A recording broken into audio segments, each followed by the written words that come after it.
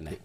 अब मैं चूंकि आप हमेशा ग्रोथ के साथ जोड़ते हैं, मैं आपसे 3 सिनेरियो लेना चाहता हूँ कि भाई बेस्ट केस सिनेरियो में हम क्या हो सकते हैं, बुल केस में क्या हो सकते हैं, बेस्ट केस में। तो अब सब ठीक ठाक चले, एवरेज चले, तो 2047 तक निफ्टी कहाँ पहुँच सकता है? मैं एक पॉइंट और कवर करना चाहता हूँ कि इंडिया में मैं देख रहा हूँ पिछले 3-4 साल में एक बहुत बड़ा फर्क हुआ है, वो है डोमेस्टिक इन्वेस्टर्स का।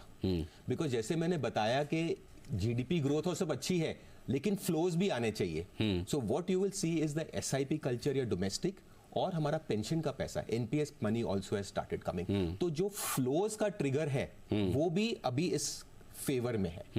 सो ये जो है इंडिया, जो हमने Amrit Kaal, just to get the numbers, 30 trillion की बात कर रहे हैं, तो इस हिसाब से 9.53% CAGR होना चाहिए। ओके, 9.5%। 9.5%। तो अगर आपका अगर हम चलो हम पेसिमिस्टिक से स्टार्ट करें, हम 9.5 की बात नहीं करते, हम बोलते हैं यार आप ऐसे ही बुलिश हो, इंडिया ऐसा हो नहीं सकता, हम ये है वो है, जैसे अपनी आदत है। काफी लोग वही बोल रहे हैं यार ये तो ऐसे ही बोल रहे हैं, 9.5% भी हो सकता है, ये कोई नहीं जानता। करेक्ट। हम 7.5 पे ग्रो करते हैं। 7.5 करते हैं बेसिक जो बोलते हैं हिंदू रेट ऑफ ग्रोथ या जो भी बोल लीजिए, उससे नीचे जो है इस डेमोग्राफिक्स पे कुछ बहुत ही प्रॉब्लम होनी चाहिए।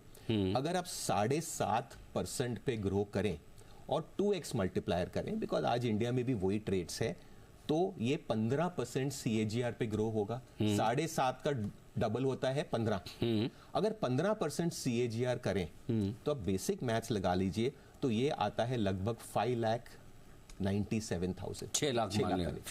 6 लाख का मतलब ये हुआ कि वर्स्ट के सिनेरियो में खराब से खराब हम करें तो भी निफ्टी 24,000 का 6 लाख पहुंच सकता है, यानी कि 25 टाइम तो फिर 7.5% ग्रोथ, 25 गुना करीबन हो जाएगा। और ये मतलब हिस्टोरिकली हम तो 10 गुना हुआ 2,40,000, 20 गुना हुआ 4,80,000, और उसके बाद 1.25 लाख और जोड़ लो आप, तो करीबन 25 टाइम आपका निफ्टी तो आप कर ही देंगे। बिल्कुल, कम से कम इतना तो 23 साल में 25 टाइम, यानी हर साल दुगना ऑन एन एवरेज यहाँ से गिना।